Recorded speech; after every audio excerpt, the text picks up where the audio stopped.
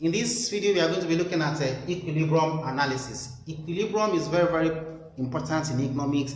You know, it talks about the point at which two different participants, agree with each other, and they are ready not to leave that particular agreement. They are ready to stick with that agreement. So you look at what we have on the board now. Equilibrium implies a position where decision by participants, that is participant A and participant B, are in unicity. They agree with each other.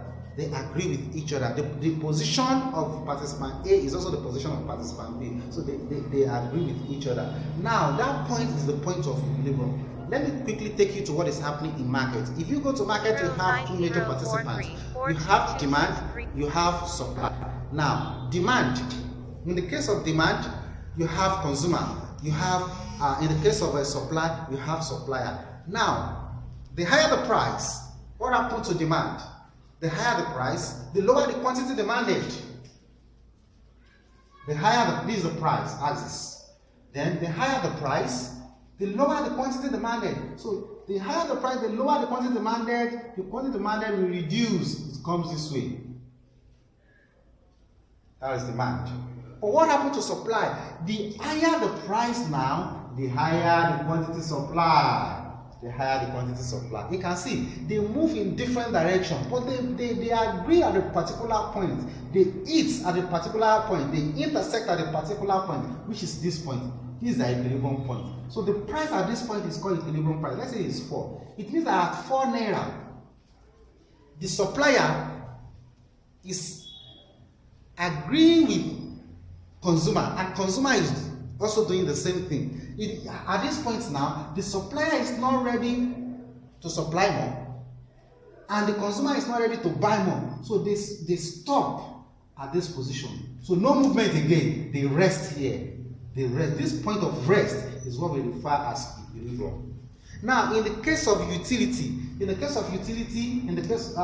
is when one commodity is involved now, you'll be having price of commodity equals marginal utility of that commodity. Price of commodity is always believed that is always greater, is always less than the marginal utility. The marginal utility is always greater than the price at initial stage. Now, but the price remains the same. Why marginal utility will be falling? Because as you consume more, the additional satisfaction comes down. So it's going to come down until it reaches the value of the price. That point, it stops. So that is the point. It's expected that a consumer should stop, consumption.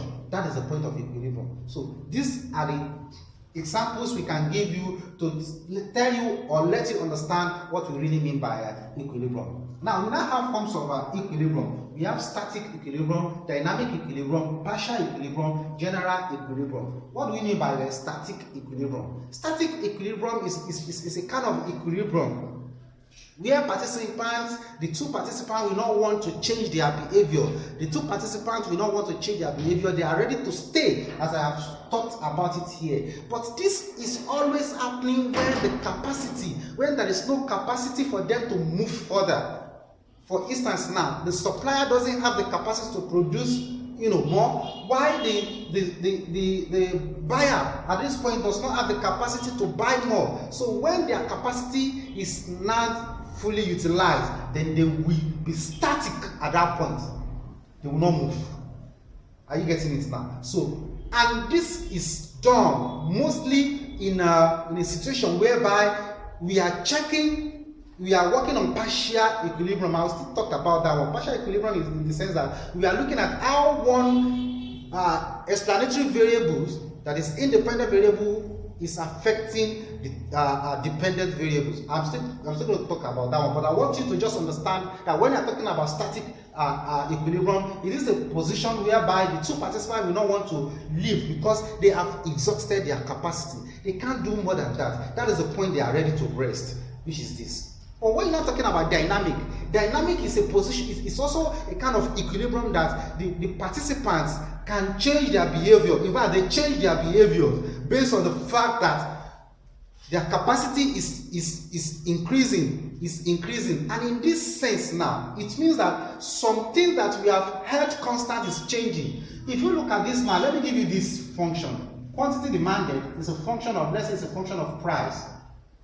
This price determines quantity demanded. Don't forget that price is not only determinant of quantity demanded.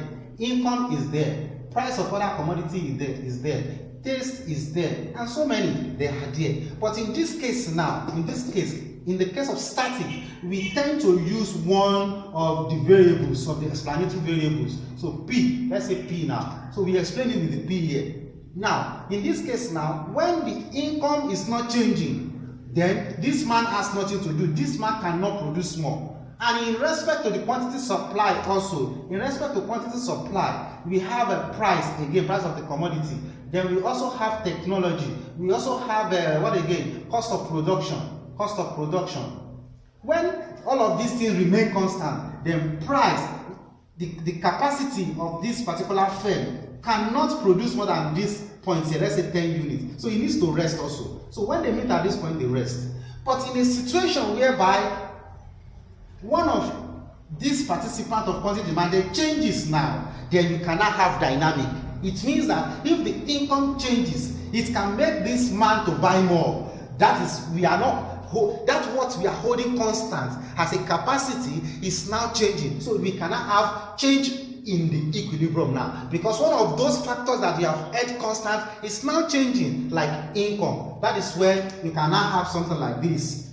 This is the former one. We have equilibrium, supply and demand. Now we say 4. But when the income changes, maybe the income here is around $10. But when the income changes now to like $100, definitely this one we have capacity to buy more. Then you can see the demand curve to move outwardly. When it moves outwardly, then what happens? Another equilibrium this is the first one. Now another equilibrium will now be derived here, which is going to be this point, because the demand here now is meeting supply here. So demand and supply meets again here, because this is not, we are not holding it constant again. Then what is going to happen? We are going to be having equilibrium too. So this is dynamic.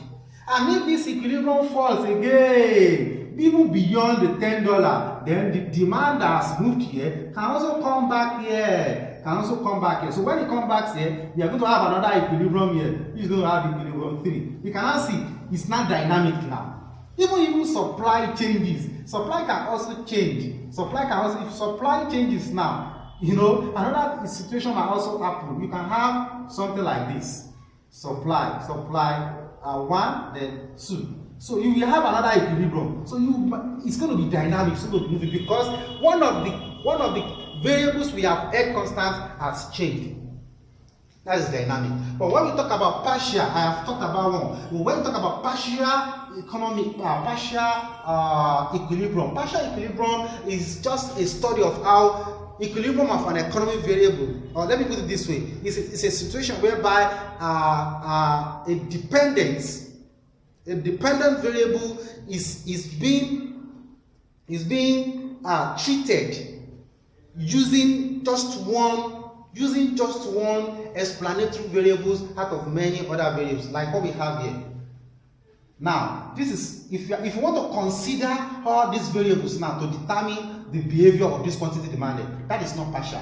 But when we are taking only one out of all these variables, like now we are taking P now, we want to see how P has affected the quantity demanded. That is just partial.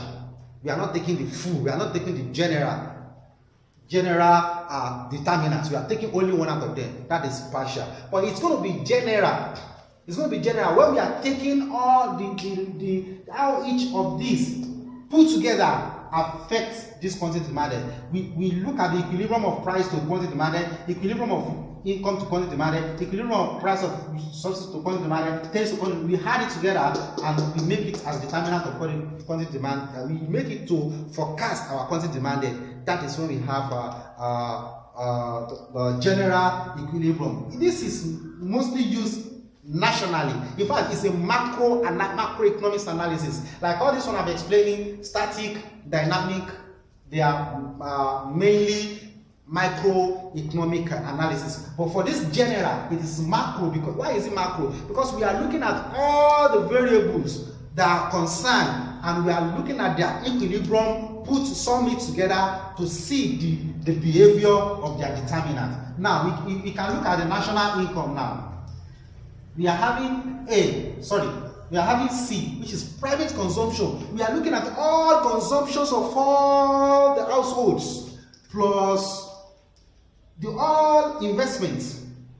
Let's even stop at the two sectors. So the consumption of household, the all investment, put them together, how can they affect this particular national income? So when we are checking their behavior to determine or to forecast our national income, that is, we are dealing with what? We are dealing with general. We can even extend by government expenditure. We check all of these together, put it together and see how it can affect the national income. Not now that we are looking at only consumption. If you are looking at only consumption, how it can affect the national income, that is in fact, it's not even possible this way. You rather use all of this. So in this case now, what are you going to do? We are going to look at all of this and how it can affect this income. That is when we are looking at the general equilibrium analysis. So in a nutshell, general equilibrium analysis talks about the national income. We are looking at the general prices, not an individual price now. We are looking at general firms, not an individual firm now. We are looking at general economic variables. We are looking at the employment rate. We are looking at all those things that constitute, a particular economic variable.